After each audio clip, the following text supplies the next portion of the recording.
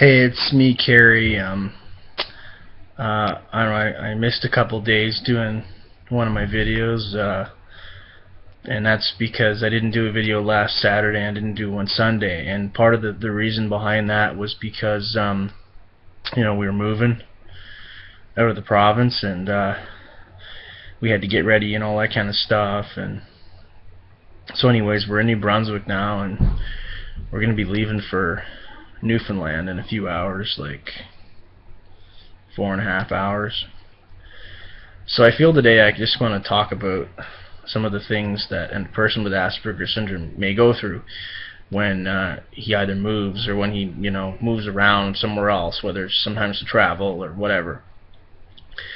I mean, I love to travel, so the aspect of traveling from one place to the other is not a problem for me because it's enjoyable. I've traveled lots of times in my life, been to I've been to a couple different countries, been to parts of the United States and parts of Canada. So that part of going somewhere doesn't bother me. But what does bother me sometimes is the screw-ups to go there sometimes. So when we came down here, for an example, it was a bit of a trouble because one of my headlights wouldn't come on, so we were worried, oh my god, we're gonna get stopped, so that was a bit of a worry, and just a couple other worries too about like financial stuff I don't really need to get into, but we're gonna be going to Newfoundland now, and we're gonna be taking the ferry and everything, right? And for me, taking the ferry is very exciting because I haven't taken the ferry since I was like a bit younger than my nephew. And this was 20 years ago that I took the ferry. So for me, it's going to be exciting because it's all new again. My mother, on the other hand, has never really liked the ferry, and I can understand why, because having to drive a long ways to get the ferry and probably being anxious, oh my god, we got to get there on time, not hoping you're not going to get broke down so you won't miss the boat, that goes to Newfoundland. And how costly everything is and all that kind of stuff. So, kind of worried about that and whatever. And somebody with Asperger's syndrome like myself, of course, if there's ever screw-ups with going somewhere, I worry. I get nervous. I worry myself sick. I'm worried over something. Oh my god, oh my god, oh my god.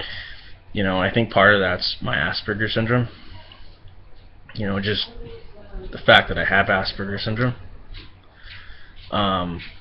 So, it's like when I went to Russia with my parents one time, and our flight was mixed up. We missed our flight because the person who set everything up screwed up the times, and I was worried sick, and oh my god, we're not going to be able to go, blah, blah, blah, blah, blah. When we came back, we missed our flight because it was screwed up again, so we had to go on standby, and we had to wait in the airport forever, and oh my god, it's just hell. One time, we lost our luggage. We went to Mexico. I mean, oh my god, like there's screw-ups after screw-up after screw-up. And that's often the frustrating thing about traveling sometimes, is that you get different screw-ups, And that's what I don't like about traveling, going somewhere, is that there always seems to be some screw-up of some sort, which of course worries me.